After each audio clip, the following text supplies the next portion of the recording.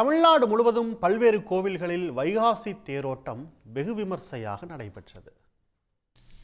புதுக்கோட்டை மாவட்டம் கீரனூரில் உள்ள பழமை வாய்ந்த உத்தமநாதர் சுவாமி உடனுறை பிரகதாம்பாள் கோயிலில் தேரோட்டம் நடைபெற்றது. மேளதாளங்கள் முழங்க மானாட்டம், மயிலாட்டம், பொய்க்கால் குதிரை, கட்டைக்கால் ஆட்டம், கோலாட்டத்துடன் நடைபெற்றது.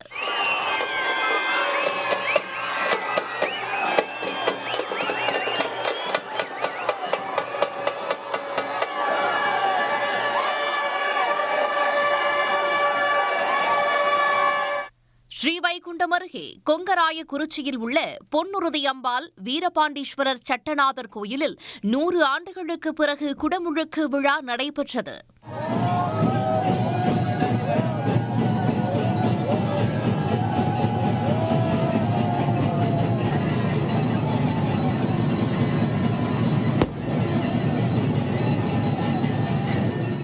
புதுச்சேரியில் 11ஆம் நூற்றாண்டு சோழ மன்னர்களால் கட்டப்பட்ட வில்லியனூர் திருக்காமேஸ்வரர் கோயில் தேரோட்டம் நடைபெற்றது.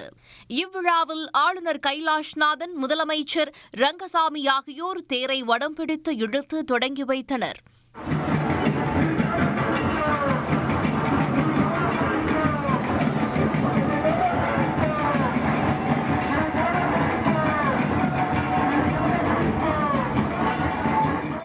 உளுந்தூர்பேட்டை அருகே உள்ள மாஷபுரீஸ்வரர் கோயில் தேரோட்டத்தின் போது கைலாய வாத்தியங்கள் வாசிக்கப்பட்டு சிவன், பார்வதி வேடமிட்ட கலைஞர்கள் நாட்டியமாடியபடி சென்றனர்.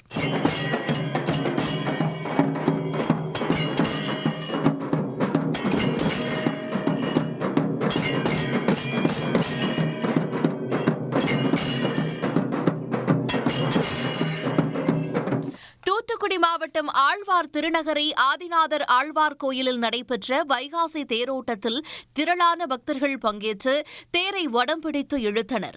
தஞ்சை ஸ்ரீனிவாசபுரத்தில் உள்ள பிரசித்தி பெற்ற மகாமாரியம்மன் கோயிலில் 15 ஆண்டுகளுக்கு பின் குடமுழுக்கு விழா வெகு விமர்சையாக நடைபெற்றது.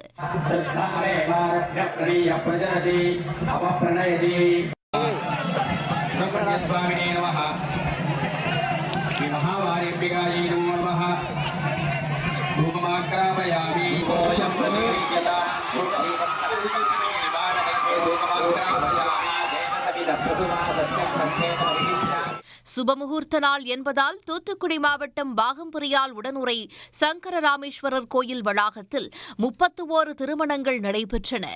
வைகாசி மாத வளர்ப்புறை கடைசி சுபமுகூர்த்த தினம் என்பதால் கோயிலில் உள்ள சுப்பிரமணிய சன்னதி முன்பு 31 ஜோடிகள் திருமணம் செய்து கொண்டனர்.